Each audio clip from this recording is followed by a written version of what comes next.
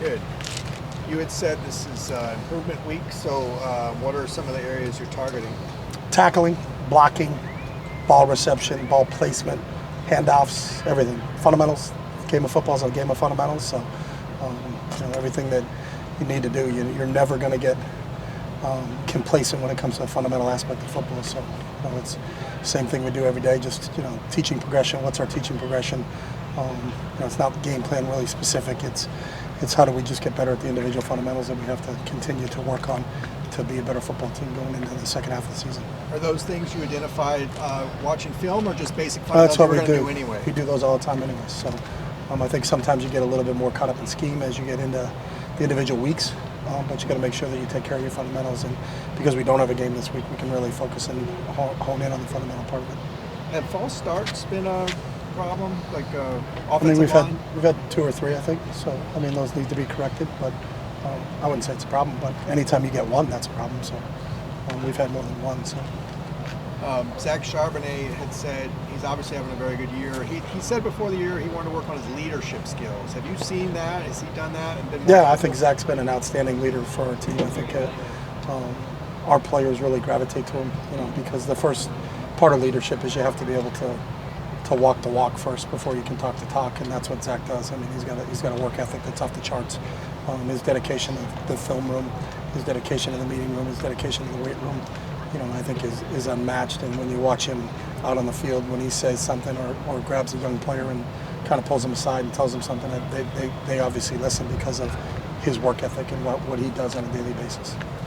So is it the same schedule plan? You have improvement week this week, then install next week, or did you do any Oregon preparation this week at all? Not really, no. So how many practices is this week? Today and Friday, and then they were out on Monday. Got it. So they're off on Tuesday and Thursday and Saturday. Kay Madrano got in there against Utah. What did he add to your defense in that game? Just it was good to have him back, adding some depth at the linebacker position. We were a little thin there, with having Kane out, but he can play both Sam and Will for us, so he's played multiple positions for us, so adds a lot of depth, and did play both on Saturday, played Sam and Will for us, so it was just good to get him back out there. He's worked extremely hard in his rehab to get himself back out, and so to finally see him back out in the field, I was happy for him.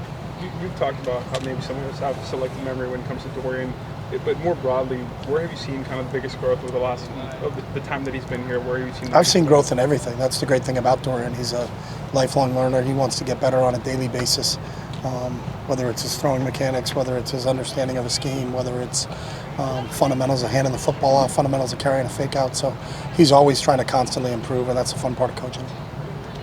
Mo Osling's tackling seems to have been really essential on the back line. What have you seen out of him through 6 Yeah, games? Mo had a really good game against Utah, especially losing Blay early. Mo and Blay are our two leaders back there, and I thought he did a great job of tackling from the free safety position. Obviously sometimes that's the last line of defense for you, but I think he's had an outstanding year so far and continues to improve. I think the cool thing with Mo is he's gotten better in each week. There's been improvement from game 1 to game 6. So we hope that continues as we move forward here into the second half of the season. John Vaughn's available? John Vaughn's available. Caleb Wilson put out a tweet that he wants to run a football NIL collective for UCLA to help with recruiting so that UCLA will be able to continue to compete at a high level because, quote, honestly, the other schools are willing to pay, close quote. Would you be on board with something like that? Do you need help in that area? Collectives have nothing to do with us, so I can't have a collective. Football, the coaches and the administration here, the collectives are all outside of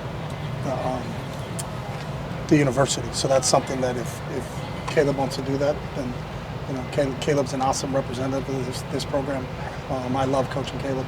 He's got a personality to him. He's got a work ethic to him. It's obviously he made himself into an NFL football player, and I think whatever Caleb chooses to do, he's going to be successful at. But I'm a big fan of Caleb. But I guess the bigger question is, do you feel NIL-wise the football program is positioned in a place that needs to be?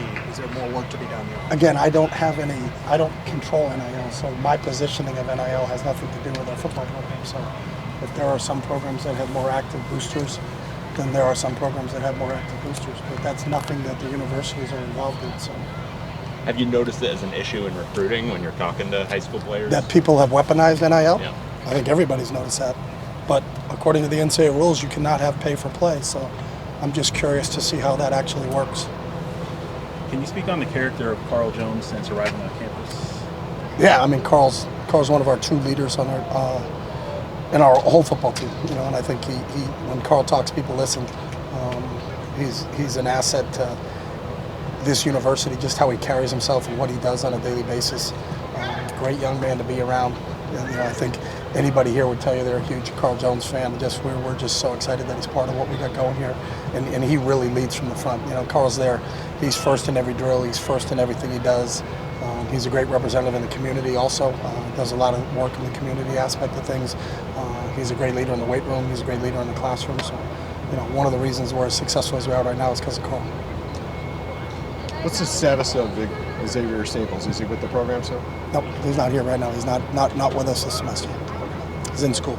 He's in school. You said no Oregon prep, but you got the scout team out here today. Is that what's the discrepancy there? That's a good discrepancy. I'm not sure about that one. I'll ask him that. So some of our guys like to jump the gun. So You mentioned last week that I think you have like 20 graduate students in your program. Mhm. So do you think that like a player's level of education affects how they approach the game? it's a good question. I've never thought of it that way. No, because I've had some freshmen that have been unbelievable when it comes to approaching football. So I don't think there's a singular one thing that makes you have that acumen to be football. There are some kids that have it. There are other kids that I think are off the charts smart in school and in the academic part of things, but sometimes the football doesn't come as easy to them. But the one thing it tells me is that these kids have made a commitment. They made a commitment to get their undergraduate degree, and now they want to continue to further their career. So I think their mindset is what I'm really impressed with, but I don't think there's a correlation between that you're in grad school and how that helps you in the meeting room from a football standpoint, but it does from a work ethic standpoint. Not like, you know, studying the playbook or like learning plays, anything like that. How quickly they can pick up on it? No. I mean, because some kids it takes longer, but they're just great studiers and they're going to work at it and they're going to grind it out. Where other kids I've had some kids that never take a note, never do anything, and then you go out in the field and they know absolutely everything. So. I know you have transfers like Jake coming in, but what is having guys like Zach and Dorian for, you know, continuity? What has that done for? Well, Zach's a transfer. Well, yeah, but in terms of just being here longer. I mean, Zach Charbonnet. Yeah, he's a transfer. Right, but just been here, you know. Yeah, I mean, anytime there's continuity, that's beneficial, but you also can't use the excuse that, well, this guy's only been here for 1 year, so there is no continuity. I think one of the things with our transfers, you know, you look at Raekwon, who really has been a seamless transition to fitting in with our old line. Jake Bobo, same thing at wide receiver. Darius at inside linebacker. You know, we've had some guys come in, and the cool part about them is they seem like they've been here for a long time. You know, and even though they've only been here, this is the first season that they're playing with us.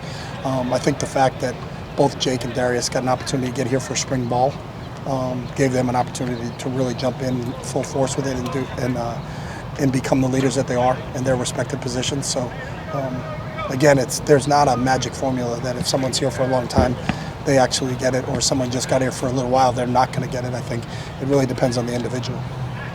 The pass rush to this point in the season, obviously it's been a big part of your success. What's Ikaika brought that maybe the staff didn't have in previous years? Latu. The Murphy twins. You know, Ikaika was critical in recruiting all three of those guys. So he's a great recruiter, but he also is a really, really good teacher. You know, and I think he's added a lot from that standpoint. But you know, a lot of it still is personnel driven, and I think we've got some personnel up there that has really done an outstanding job. But Ikaika's a really good teacher when it comes to pass rush skills and movements. But it's always easier to be a better coach when you have better players to work with. So. All right, thanks, Coach. Thanks, guys. Thanks, guys.